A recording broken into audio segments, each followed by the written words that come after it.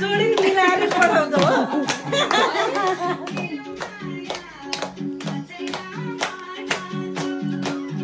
ताकेसम्म नाचे सम्झिन